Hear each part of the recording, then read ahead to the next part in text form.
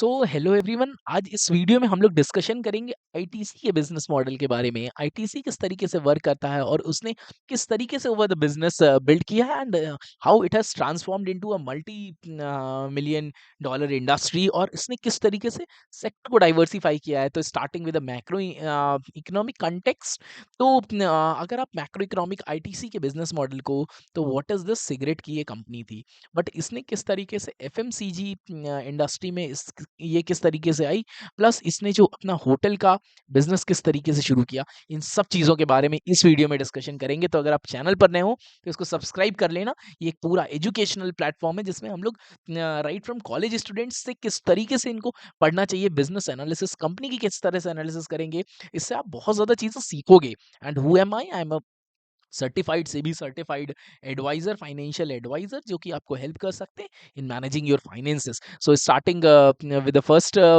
Thing, so macro economic environment की अगर आप बात करोगे, तो ये जो ग्लोबल आउटलुक है, अब धीरे धीरे ये जीडीपी ग्रो कर रही है। अभी तक क्या था कि आपका ये जो कोविड के बाद से ये चीज़ें जिस तरीके से ग्रो कर रही थी, real GDP versus nominal GDP की अगर हम बात करते थे, तो अब आप यहाँ देखो चाइना वर्सेस वर्ल्ड की कंपैरिजन में इंडिया का जीडीपी, ये it is very much higher. और जो आपको जियोपॉलिटिकल टेंशन्स थी वो भी धीरे धीरे कम होंगी। ऑल्दो बहुत सारी इंडस्ट्रीज में है, बहुत सारी कंट्रीज में ये इश्यूज हो रहे हैं, और इंडिया लेकिन यहाँ पे एक रेजिलियंट मार्केट में आ रहा है, क्योंकि due to the growing GDP की अगर हम बात करते हैं तो अभी तक क्या था, जो डेट स्ट्रेस था in emerging and low income economies, तो ये चीज़ थी। तो अब जो गवर्नमेंट है बहुत सारी पॉलिसीज के थ्रू इन चीज़ों पे ये वर्क कर रही है। नेक्स्ट अगर आप इसमें देख रहे हो, तो ये जो मैक्रो इकोनॉमिक स्टेबिलिटी की बात करोगे, अब जो फूड इन्फ्लेशन था, फूड इन्फ्लेशन भी आपका आप देख रहे हो 9.2% पे आ रहा है एज कम्पेयर टू 9.4%। आपका धीरे धीरे फूड इन्फ्लेशन यहाँ पे बढ़ा था। सीपीआई इंडेक्स और GST collection slows to a 39 month low. अब धीरे धीरे इसीलिए ये जो आपका जो आईटीसी के बिजनेस में क्यों इफेक्ट कर रहा था, क्योंकि इसमें बहुत ज़्यादा गवर्नमेंट इंटरवेंशन है। गवर्नमेंट इंटरवेंशन का मतलब क्या हो गया, कि आपके जो सिगरेट आ रहे हैं या जितनी भी चीज़ें हैं, वो डायरेक्टली इनकी इंडस्ट्रीज पे हेल्प करते हैं, कर रहे होते हैं। तो अगर आप यहाँ देखोगे, तो ये जो इन्वायरमेंट है पॉजिटिव क्या चीज़ है, अब जो ग्रोथ आउटलुक हमको दिख रहा है वो स्टेबल नज़र आ रहा है। और उसके बाद जो रूरल मार्केट थी, मतलब जो गाँव में जो चीज़ें थी, वो धीरे-धीरे ट्रैक पे आ रही हैं। अभी तक क्या था, जो ब्रांड्स थे गाँव में, चीज़ें जब भी इकोनॉमी हमारी डिस्ट्रेस में होती है, तो रूरल डिमांड में फ़र्क आ जाता है। और जो आपको आगे के टर्म्स में, आगे फाइनेंशियल ईयर 25 में देखना होगा, वो इन्फ्लेशन और जो कैपिटल एक्सपेंडिचर है वो बढ़ रहा है, उस तरीके से हम इसको चीज़ों को देख रहे होंगे। अब थोड़ा-सा फाइनेंशियल्स के बारे में देखते हैं, आईटीसी करता क्या है, किस तरीके से इसके फाइनेंसेस आएँगे। आप देखो ये जो रेवेन्यू है, ये 16% ये ग्रो कर गया।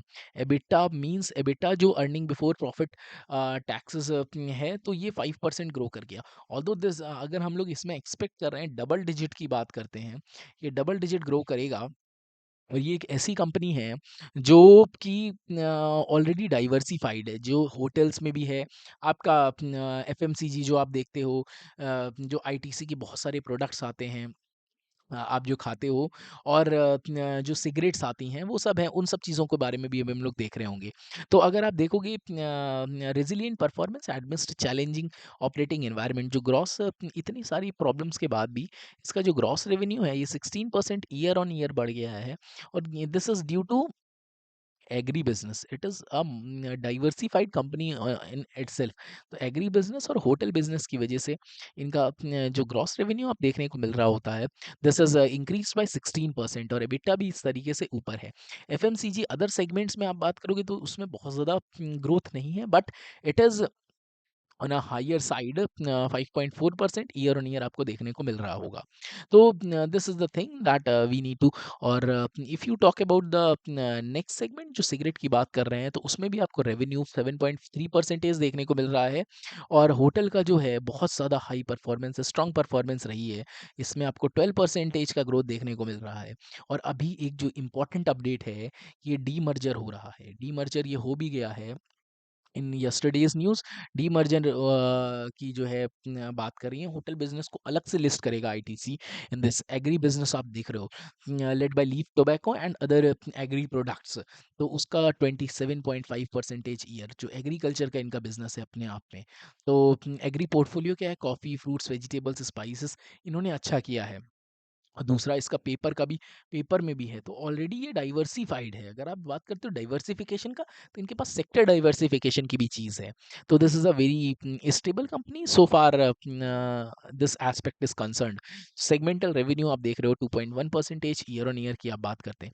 एफएमसीजी में दीज आर द प्रोडक्ट्स, अगर आप yippee बिंगो और मंगलदीप की बात कर रहे हो, तो these are different different segments of this, जो कि आप डेली लाइफ में भी यूज़ करते हो। क्लासमेट हो गया, सेवलॉन हो गया, हाँ, विवेल, सनफीस्ट, आशीर्वाद आटा, और दीज आर थिंग्स, जो मंगलदीप अगरबत्ती हो गई। तो आप ये बहुत ज़्यादा डार्क फैंटेसी की बात कर रहे हो, तो ये आप चीज़ों को डेली लाइफ में यूज़ कर रहे हो, तो इस तरीके से आप उसको रिलेट कर पाओगे। एफएमसीजी की जो मैंने बात करी, तो एफएमसीजी भी इस तरीके से सेगमेंट ग्रो कर रहा है। आपको ओवरऑल ध्यान क्या रखना है कि किस तरीके से ट्रेंड को ध्यान रखना होता है। अगर आप बहुत ज़्यादा मैक्रो इकोनॉमिक ट्रेंड्स में नहीं समझ पा रहे हो, आपको ट्रेंड एनालिसिस करना होता है कि क्या ये चीज़ this will run 10 years, 20 years, 30 years, अगर आप रहो या ना रहो, ये चीज़ें वर्क करेंगी कि नहीं करेंगी, वो चीज़ें थोड़ा सा ध्यान रखना ज़रूरी है। एबिटा मार्जिन को भी आप देख रहे हो, धीरे धीरे ये ग्रो कर रहा है। ये ट्रेंड आपके लिए थोड़ा ज़रूरी है समझना। सप्लाई चेन मैनेजमेंट, तो इसमें क्या क्या चीज़ें अपना कर रहे हैं, तो these are the latest things that they are working on. तो जैसे इन्होंने अभी नए नए कुछ प्रोडक्ट्स को लॉन्च किया है, मंगलदीप का सेंट अगरबत्ती, और इस चीज़ों को भी लॉन्च कर रहे हैं। तो these are different different types, और how they are engaging with these digital media, वो भी चीज़ इंपॉर्टेंट है। ये लोग जो है, अगर आप ब्रांड्स विद पर्पस की बात करोगे, तो पीईटी रिसाइकिल्ड प्लास्टिक बॉटल्स को ये रिसाइकिल कर रहे हैं। तो they are working on the eco friendly and sustainable kind of thing. तो this makes sense so far this cigarette is concerned. So the segmental revenue is up by 6.8% and 5.1% अगर आप बात करते हो।